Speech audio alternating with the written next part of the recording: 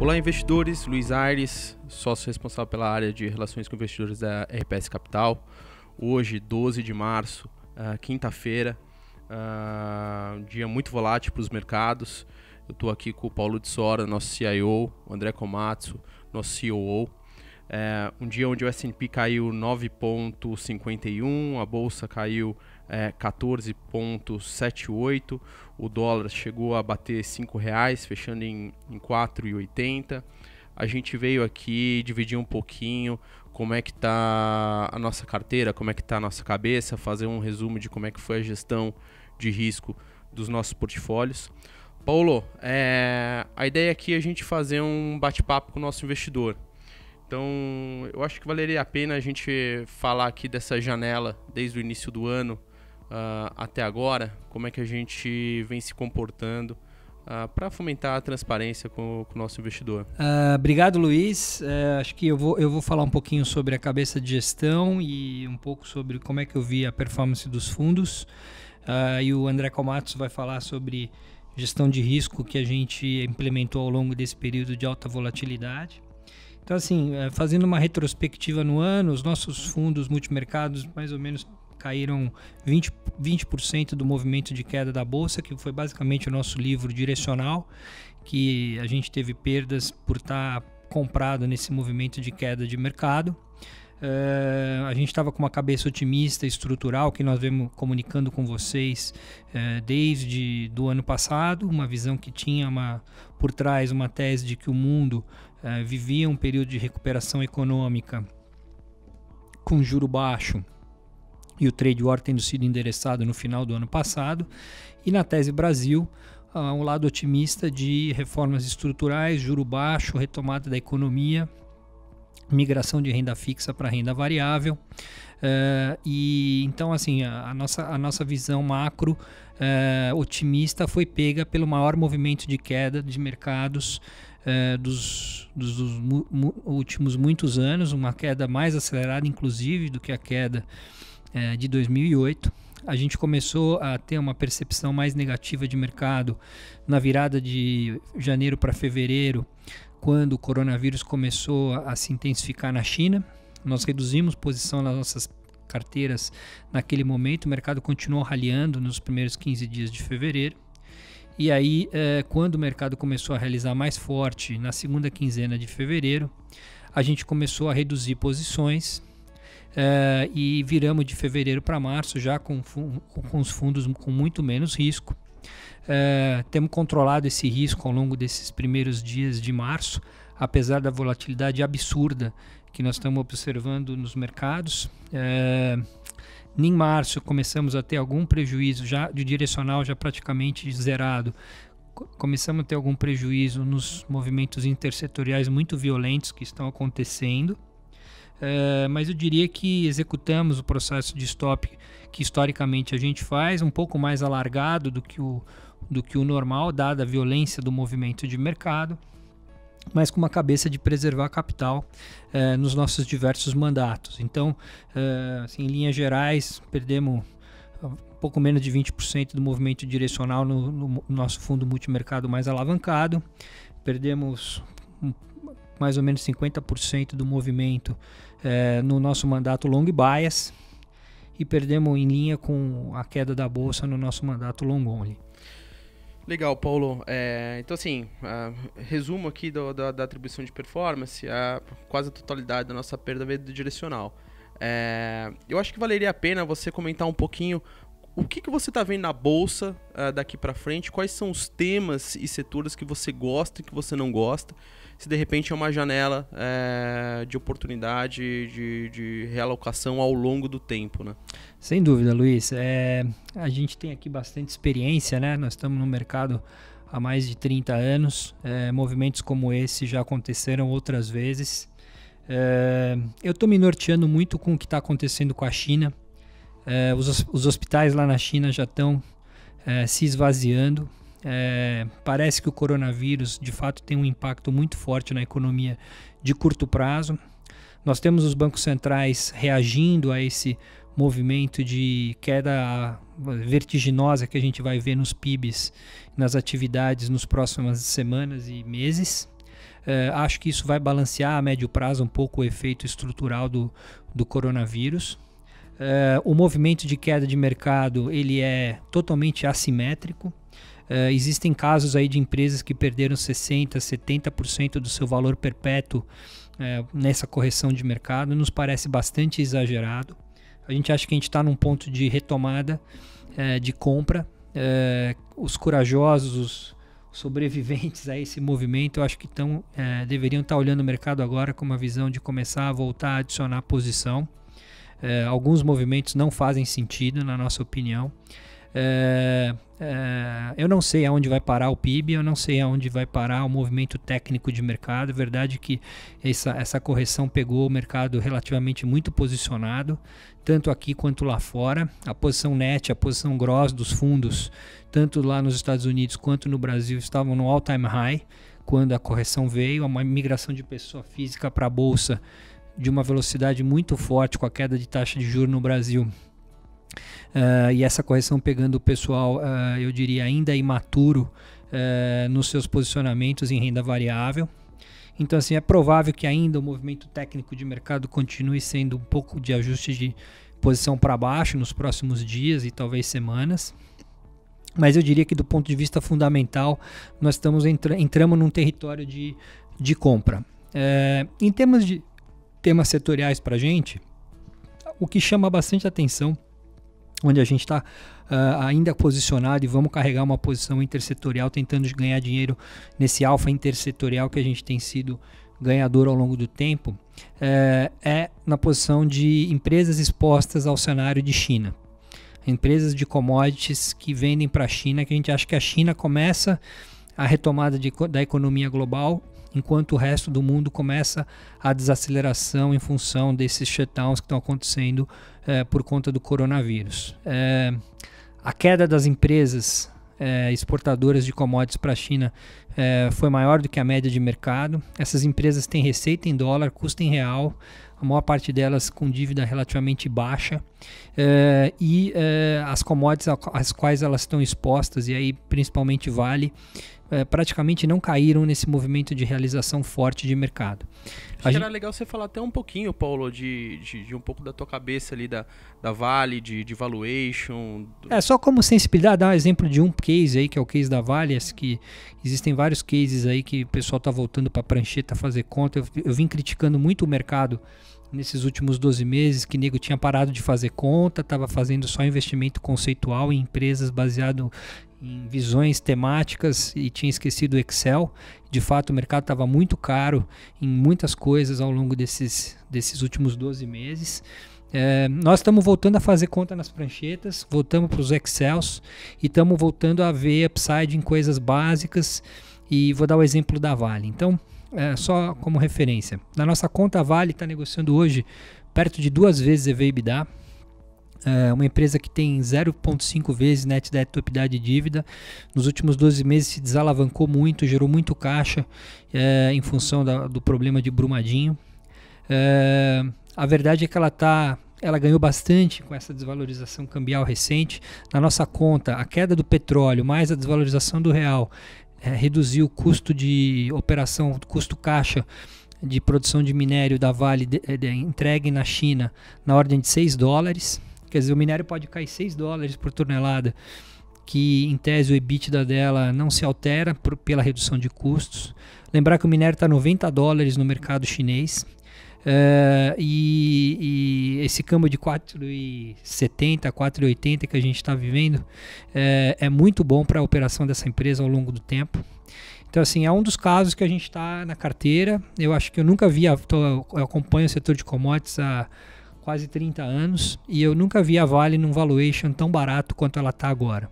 Sem dúvida, quem comprar Vale nesse nível, perto dos níveis que a gente está agora, e obviamente que pode ser que caia mais 10, 15, 20% nessa volatilidade de mercado, mas eu não tenho nenhuma dúvida de quem comprar Vale nesses níveis, olhando um horizonte de 12, 24 meses, vai ganhar bastante dinheiro, porque não faz sentido os números que a gente está vendo a empresa negociar nesse momento. E existem vários exemplos que a gente está estudando e estamos com posição na carteira. Em linhas gerais, então, a nossa carteira é uma carteira exposta à China, que a gente acha que em tese é é o bloco da economia global que começa uma recuperação mais rápida dessa crise que a gente está vivendo. Você aproveita o câmbio desvalorizado e essa recuperação chinesa. Lembrar que a bolsa da China caiu pouco relativamente à bolsa de todos os mundos, de outras regiões do mundo. Parece que o chinês está entendendo que de fato a economia lá vai ter um estímulo e vai ter uma recuperação mais rápida do que os outros países. A gente tem outra parte da nossa carteira em empresas de baixa ciclicalidade doméstica, expostas à queda da taxa de juros e tem pouca ligação ao PIB. Tem uma receita mais estável, né? Exatamente. Então são empresas que têm o que a gente chama de bond proxies, empresas que têm baixa correlação com o PIB, tem baixa volatilidade de receita e EBITDA, e que também ficaram baratos nessa queda recente. Aí tem destaques aí no setor elétrico, a gente tem posição em CPFL, no setor de saneamento, posição na Sabesp, e enfim, outros nomes que a gente tem nesse grupo que a gente chama de defensivos domésticos, que fazem o outro bloco de papéis que a gente está com posição nesse momento. E começando a olhar coisas que estavam fora do nosso radar e que com a queda começaram a apresentar níveis de valuation que justifica a gente estar olhando de novo para comprar. Então, assim, em linhas gerais, são esses momentos assim de alta volatilidade e que a gente já viveu diversas vezes, onde as grandes oportunidades aparecem. A gente acha que a gente está vivo, não estamos relativamente machucados, é verdade, mas estamos vivos no nosso mandato e vamos aproveitar com parcialidade, com bastante tranquilidade, com disciplina, aproveitar eventuais oportunidades que vão aparecer. Então tá com cara que vão aparecer de forma bastante interessante ao longo das próximas semanas. Legal, então assim, para a gente fechar aqui essa parte de disposição da carteira, então Global Cíclicos, que a gente comentou aqui, esse tema Bond Proxy, que é uma receita, empresas com receita mais linear, esse momento de volatilidade de mercado. Que mais que na carteira você gosta de estar com disposição? Eu acho que esses são os dois grandes blocos. Aí a gente tem posições menores, específicas em outros papéis, mas assim, como tema assim, de linha geral para a gente falar, eu acho que a ideia é essa. Então, assim, evitar empresas muito cíclicas domésticas, evitar empresas alavancadas. A gente está evitando um pouco um papel que está muito no consenso. Nós estamos fora de petro nesse momento, a gente de fato não tem ideia de onde esse petróleo vai se estabilizar, até que ponto essa briga entre a OPEP e a Rússia vai arrefecer lá, olhando para frente. É evidente que o valuation da Petro está muito barato olhando para o longo prazo, mas assim, no relativo a gente fica mais confortável com o Vale. Eu acho que até uma coisa bacana da gente comentar e pegar um pouquinho da tua visão, Paulo. Muita gente veio perguntar, até pela nossa expertise aqui nesse tema de global cíclicos, no momento que a Petro caiu bastante, será hora de entrar, né?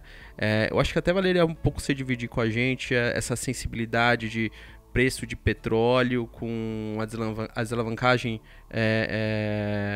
financeira que a empresa vinha desenvolvendo ao longo desse novo governo. Fala um pouquinho o que você acha, assim, um pouco da companhia, preço de petróleo. É difícil saber, né, Luiz? Mas assim, a minha sensação é que eles entraram numa briga para tentar tirar o shale americano do jogo. Eu acho que esse petróleo vai ter que ficar aí na faixa de 40, 50 dólares por um período mais longo para de fato o shale sair do jogo a médio e longo prazo. Portanto, eu acho que uma recuperação grande no preço do petróleo parece improvável, dado que o que está por trás é de fato os operadores de baixo custo do mundo, e aí liderados pela OPEP, tirarem os produtores de mais médio e alto custo do jogo. Então, assim, eu não sei até quando essa briga vai continuar, mas se a lógica é essa, na nossa cabeça tem um período ainda de pelo menos uns 6 a 12 meses que esse petróleo vai ter que continuar baixo para de fato estrangular boa parte da operação do shale gas dos Estados Unidos. Só a sensibilidade com o movimento do petróleo, a companhia saiu aí de um EV/EBITDA de 3,4 para 8,9, né? Então ficou na nossa relativamente conta, mais com caro. Petróleo a 35,40, a empresa volta a ficar muito cara, na faixa de 8 a 9 vezes EV/EBITDA. A alavancagem sobe dos 2,5 para a faixa de 4 vezes EBITDA. E aí, aquilo que parecia muito barato há 3, 4 semanas atrás, já não está tão barato. E relativamente à Vale, os números são gritantes, né? Porque a Vale, em vez de 9, está negociando a 2 vezes. Em vez de 4 vezes EBITDA alavancada, está meia vez. E o Free Cash Flow Yield da Vale, nesses níveis, está na faixa de 20% e 25% em dólar, enquanto a Petro praticamente está sem Free Cash Flow, com esse petróleo na casa dos 35, 40. Então, por isso que a gente está privilegiando dentro dos global cíclicos a exposição de Vale, lembrando que o ambiente de petróleo mais baixo é muito bom para a China. A China é uma importadora líquida de petróleo. E se a China vai estimular sua economia, como a Bolsa da China está querendo mostrar para o mundo nos próximos 6 a 12 meses, eu acho que o estímulo vai vir daquilo que a gente viu nos últimos 10 anos, que seriam projetos ligados à infraestrutura, housing, etc., onde evidentemente é positivo para a demanda de aço, de metais básicos e de minério de ferro. Fora que é desinflacionário e pode ser um combustível para a volta da economia global também, né? A médio prazo, sim. Agora é a contenção da crise de curto prazo, do tamanho do mergulho que o PIB global vai ter nos próximos trimestres em função dessa pandemia do coronavírus e o que isso vai impactar os investimentos, consumo. Acho que essa que é a grande dúvida de curto prazo. O meu feeling é que obviamente vai ser muito grande o impacto, mas nada que justifique o valor das empresas cair 50%, 60% na perpetuidade, porque a gente vai ver 2 ou 3 trimestres de recessão nos próximos meses. Eu acho que a gente vai continuar vendo um ambiente de juro muito baixo no mundo, isso é óbvio, e eu não vejo assim um problema estrutural nas grandes locomotivas da economia global, como a gente tinha em 2008. Você tinha um mercado de housing nos Estados Unidos bolhado, representando 70% do PIB americano, e que entrou em colapso. Nós não estamos vendo colapso em nenhuma área relevante do PIB, da atividade econômica global, por conta dessa crise. Vai ter, obviamente, um problema nas empresas de shale gas e produtores de petróleo, empresas de serviço de petróleo, mas isso representa 1,5% do PIB americano. Eu acho que é irrelevante.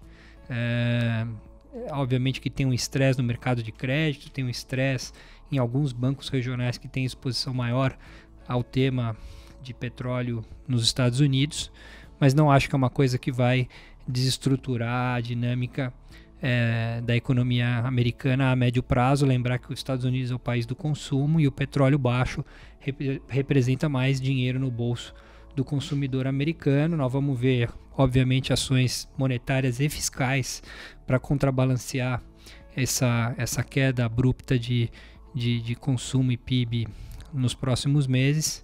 Então eu acho que, assim, se a tese está correta de que não há um imbalance estrutural muito forte na economia global, é bastante razoável que talvez a gente veja uma recuperação de atividade no segundo semestre de 2020.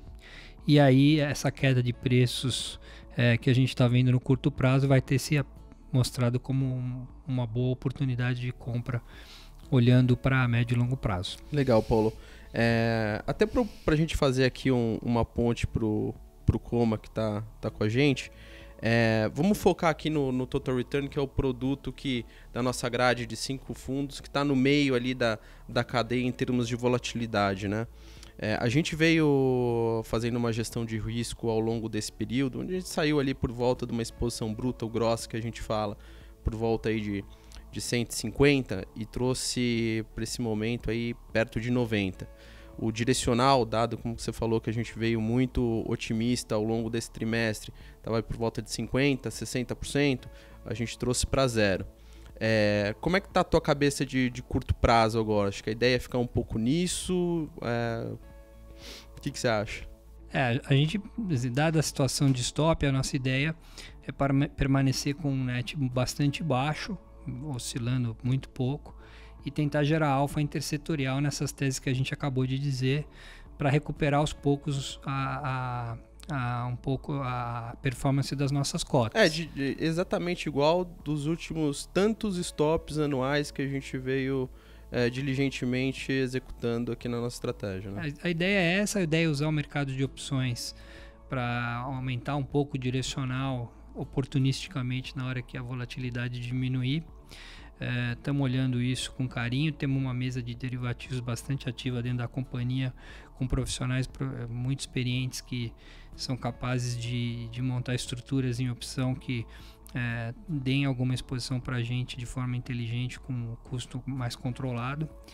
E aí realmente acompanhar agora com tranquilidade, a nossa mesa de trading acompanhando bastante os fluxos, acompanhando bastante o que está acontecendo no unwind de posições, e vamos ver se a gente consegue acertar o momento de uma retomada mais consistente do mercado, que eu acho que não é agora, a gente ainda está no olho do furacão. Mas, sim, olhando para médio e longo prazo, parece que a gente entrou num território de voltar a estar comprando o mercado para quem tem mandato para isso, nos fundos mais direcionais, e no nosso caso dos fundos que tem menos direcional, os fundos multimercado, nesse primeiro momento gerar alfa intersetorial e oportunisticamente aumentar o direcional à medida que a gente acha que o olho do furacão já vai ter passado. Do ponto de vista fundamental, tanto de visão macro quanto de valuation, nós definitivamente entramos em território de compra com a queda da bolsa no dia de hoje. Quase 40%. Coma, acho que valeria a pena você falar um pouco de como é que foi o processo de stop que a gente veio fazendo, os limites dos fundos. Historicamente, a gente é até reconhecido por uma casa que não tem uma exposição relevante em small caps, o que permite a gente executar a nossa política de stop loss. Fala um pouquinho dessa janela de janeiro, fevereiro e até agora março. Bom, a gente vem fazendo o stop de uma forma muito tranquila e parecida com os outros stops que a gente executou. Sempre rotacionando a carteira na direção de simplificar a carteira, ou seja, muita direção para liquidez, para reduzir o net o mais rápido possível. Teve uma diferença desse movimento para os outros stops, que esse movimento foi muito agressivo, foi praticamente a queda de 3 dias acumuladas em um dia, em meio pregão só, que foi desde segunda-feira, quando começou a derreter as bolsas lá em Nova York. As bolsas brasileiras estavam fechadas e só abriu 1h da tarde da quarta-feira, então combinou aí uma pequena janela, uma janela menor de tempo para executar, e também a violência do movimento que em termos de velocidade de queda foi até mais agressivo que 2008. Isso acabou fazendo com que os fundos caíssem mais do que a gente gostaria e do que a gente esperava, dada a nossa janela de stop. Mas a forma de execução foi muito tranquila, sempre nessa direção de simplificar a carteira, buscar mais liquidez. Dentro desse parâmetro, a gente manobrar o nosso intersetorial para ficar mais defensivo e ficar nos papéis que o time de gestão tem mais conforto bottom-up. Acho que vale a pena, como dizer o seguinte: hoje a liquidez da carteira continua assim, historicamente muito alta.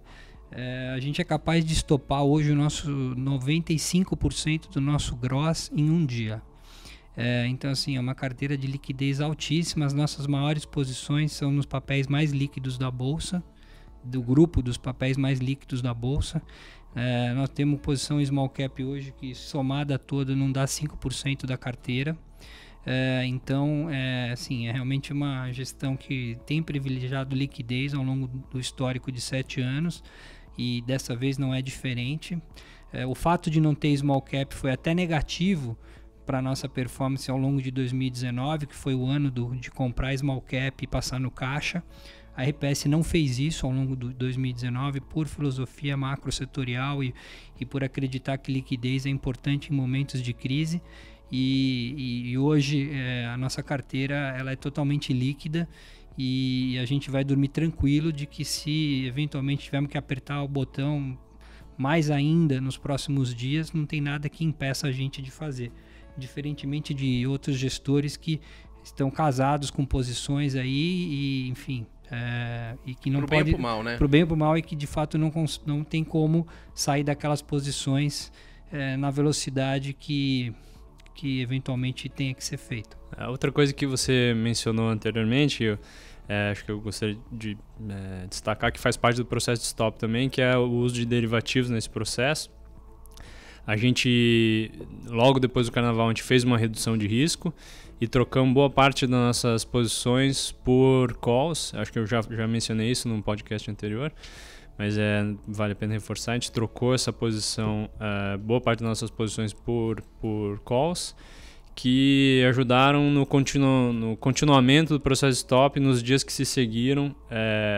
Conforme o mercado foi caindo mais, essas posições foram se auto-estopando. E enquanto o custo permitia, a gente foi comprando call o quanto a gente conseguia, enquanto a gente podia. E acho que, enfim, agora a gente está no momento que a gente está com risco bem mais baixo. E não estamos mais comprando call ou comprando opção, comprando gama como a gente estava comprando. Porque acho que a gente entende que é o momento que já... Praticamente a gente hoje, por exemplo, não tinha bid and ask para a opção de Bovespa, que é um negócio bizarro, mostra a disfuncionalidade do mercado. E as opções de S&P, que são, em tese, são as vols mais baratas do mundo, estavam aí cerca de 90% a 100%. Então a gente... agora, nesse momento, a gente está com posição mais controlada, risco mais baixo, mas sem as opções. Acho que, Luiz, só para fechar aqui um pouquinho, tiveram alguns prejuízos específicos maiores que eu gostaria de dizer, que obviamente ajudaram a prejudicar um pouco a performance dos fundos. Assim, os dois maiores prejuízos que a gente teve foi, assim, a gente tinha uma posição em airlines, pré a história de coronavírus em Gol, ainda naquela cabeça de câmbio controlado, retomada da economia, vontade de ter empresa mais cíclica. A gente já não tem mais essa posição, mas foi uma posição que machucou relativamente. Obviamente a Gol é um dos papéis que mais caiu no Bovespa nesse movimento. A gente já não tem Gol faz alguns dias, mas acabou acumulando um prejuízo maior. A gente tinha uma posição em XP, que a gente comprou desde o IPO, ela tinha sido muito ganhadora ali no período pós-IPO e agora também a XP é um dos papéis que mais caiu nessa correção ao longo dos últimos dias. Isso trouxe um prejuízo adicional. E a gente comprou um pouco de EWZ via estrutura de opções ao longo dessas últimas semana e meia, acreditando que a queda do EWZ já tinha sido exagerada, e a gente vendeu um pouco de put, comprou um pouco de call de EWZ, e obviamente que o EWZ continuou derretendo de forma agressiva nos últimos dias, e aí isso trouxe também um prejuízo adicional. Acho que são essas 3 posições específicas que eu chamaria de atenção, que tiveram a pior contribuição para a nossa performance desses últimos 3 meses. Legal, Paulo. Bom, obrigado, Coma. Acho que a ideia aqui é a gente ter vindo de uma forma diligente, falar com o nosso investidor e passar um pouco de cor do que a gente está fazendo. A gente volta agora no próximo mês para falar da atribuição de performance do mês de março e comunicar de novo como é que a gente está vendo o mercado. Obrigado a todos os ouvintes, investidores. Um abraço, até a próxima.